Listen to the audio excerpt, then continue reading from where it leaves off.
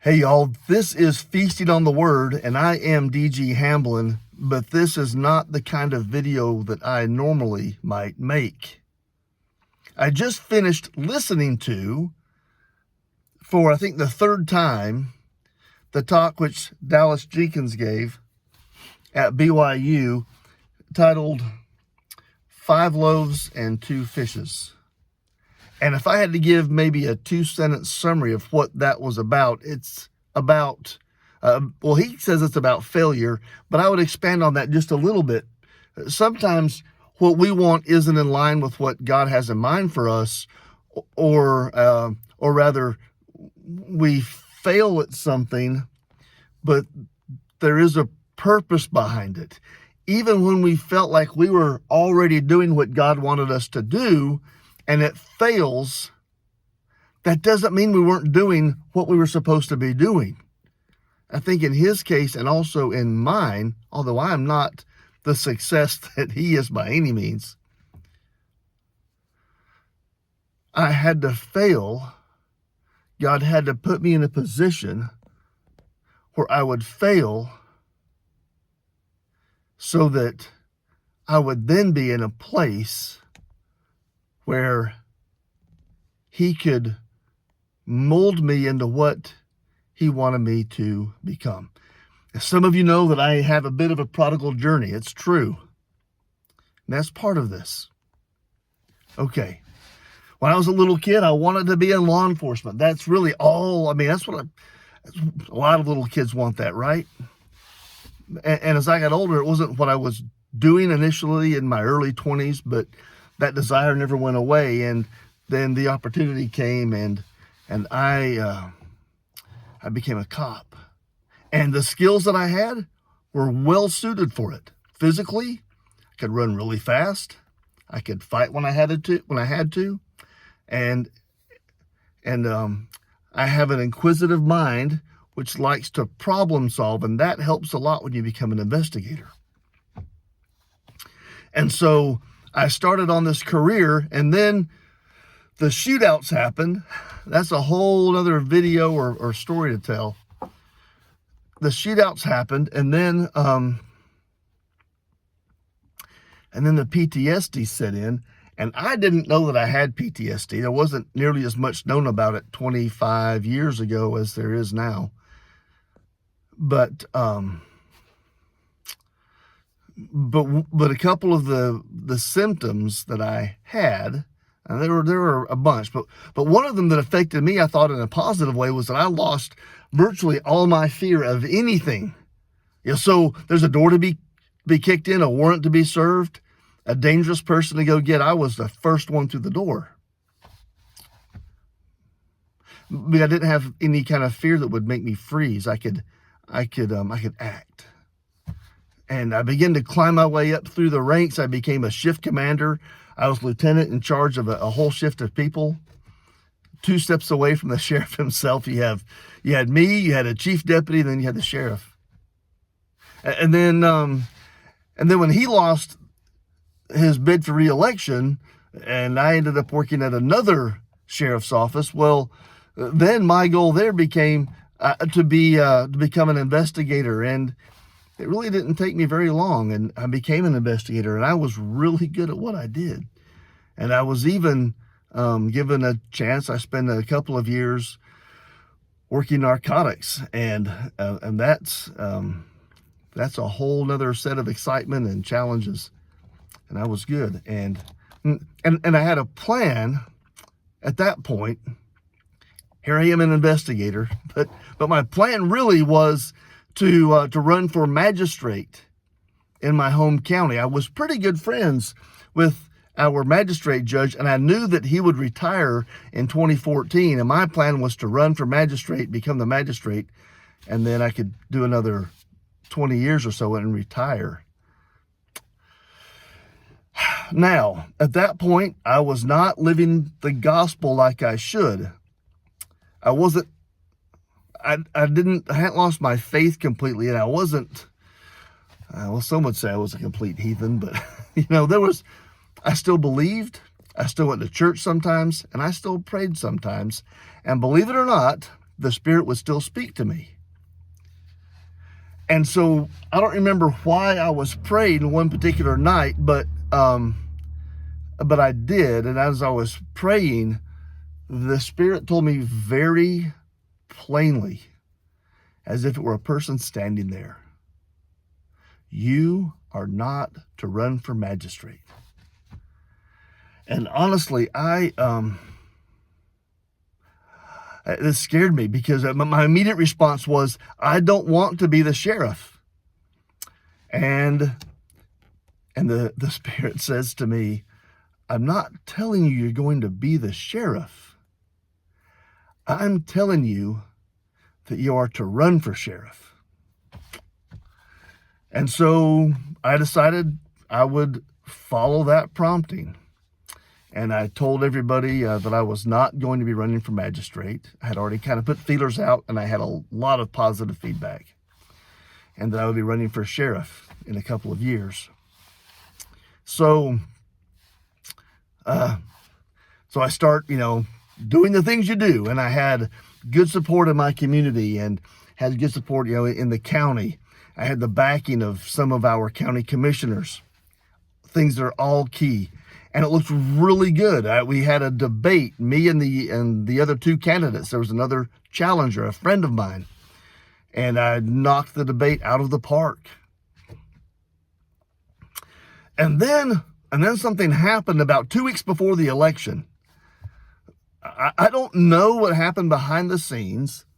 I just know that all of a sudden, these county commissioners who had my signs in their yards, the signs came down, and the signs for the other challenger went up.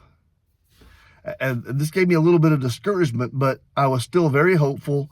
I had good feedback, and I had campaigned really hard. And then the night of the election, became pretty clear up front that I was the third man in the 3-man race. Now it so happens that there was a runoff, and I threw my support behind the other challenger, and he won. He's still the sheriff now. But that began a process of me being humbled. The other thing that happened, I guess shortly after that, was you may have heard the story. I may have told it. I don't remember. But we had a senior missionary couple in our branch at the time. And it was Elder Lee who issued the challenge to me to put my life in order. And as the Spirit worked on me and his words echoed in my head, that I decided to do so. The first shootouts in the PTSD led to one divorce. Me trying to put my life in order led to another one. I ended up at a point back here on my family farm, living in what had been our farm office, this single wide trailer. And I just didn't know what I was supposed to do. So I asked my father for a blessing. And he prepared himself, and a couple of days later, he gave me a blessing, which was a Reader's Digest condensed version of my patriarchal blessing. And I put those two things together, those two blessings, and came up with a plan. And the plan was to focus on my kids and grandkids and my job, and to focus, spend time in service to other people. Now, that was my plan, right? Everything up to that point had been my plan. And this was not his plan. And so, the Spirit began working on me. Again, a whole other story. we don't have an hour to tell everything. And the Spirit pushed, kicked, hammered, and dragged me, kicking and screaming, to the woman I'm married to now. And I was still in law enforcement. I had gone to work with a friend of mine who was the chief at a tiny local community college, and they had a small police department. And I was working there I functioned as the assistant chief. I didn't have the title. Anyway, that's how I functioned. I was a lieutenant, and I functioned as assistant chief. So again, I kind of made it to the top, and my thought is, I will at some point I'll be the chief here, and I'll make a good salary, and I'll be able to do, I don't know. Anyway, I would feel good about having accomplished some of my goals in my career. COVID hits, and next thing I know, I don't have a job. And so I went to work for a friend of mine who had a small construction company, because this was the other thing that I knew something about. And I enjoyed what we did, and I'm working with my hands, and it got me out of that law enforcement environment with some of the rough people there. And I began feeling closer to my Father in heaven. And so I did that for a while, and something just didn't quite feel right.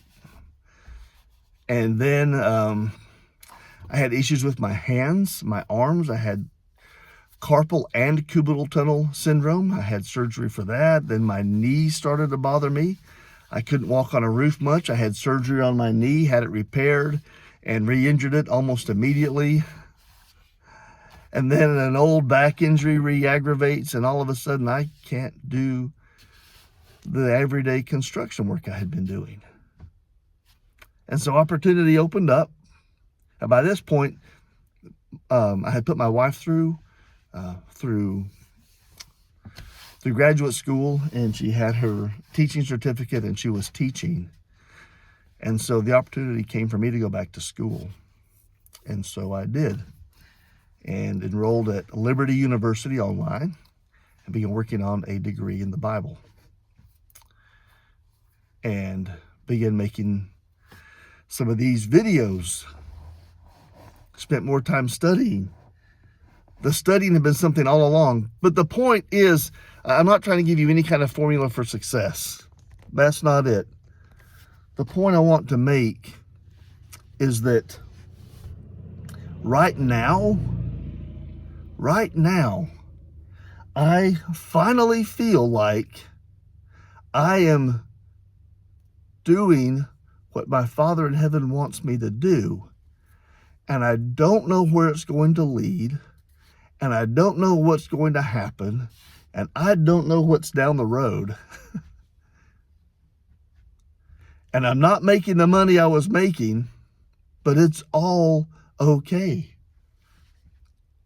I haven't had, that I can recall, ever this much joy and peace and happiness and satisfaction in my life.